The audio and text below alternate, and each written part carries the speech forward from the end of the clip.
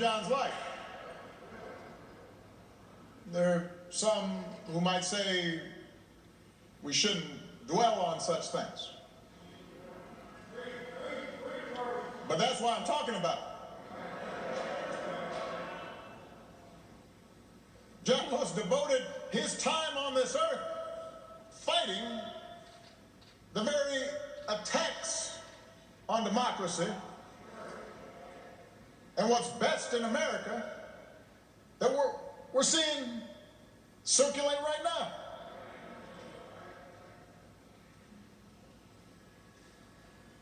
He knew that every single one of us has a God-given power, and that the fate of this democracy depends on how we use it. That democracy isn't automatic. It has to be nurtured. It has to be tended to. We have to work at it. It's hard.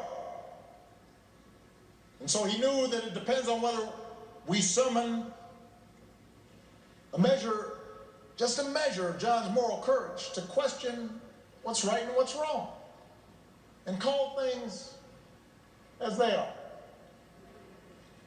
He said that as long as he had a breath in his body, he would do everything he could to preserve this democracy. And as long as we have breath in our bodies, we have to continue his cause. If we want our children to grow up in a democracy, not just with elections, but a true democracy, a representative democracy,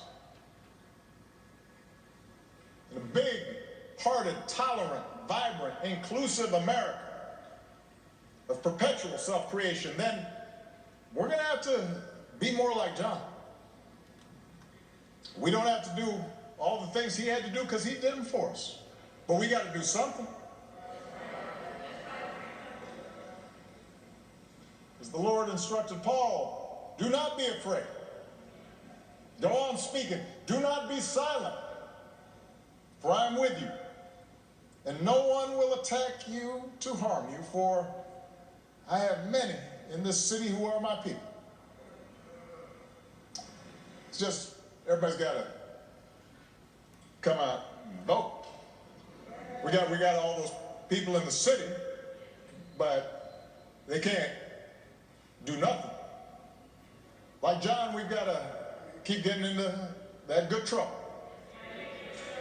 He knew that nonviolent protest is patriotic, a way to raise public awareness and put a spotlight on injustice and make the powers that be uncomfortable. Like John, we don't have to choose between protests and politics. It's not an either-or situation. It's a both-and situation. We have to engage in protests where that's effective, but we also have to translate our passion and our causes into laws, institutional practices. That's why John ran for Congress 34 years ago. Like John, we've got to fight even harder for the most powerful tool that we have, which is the right to vote.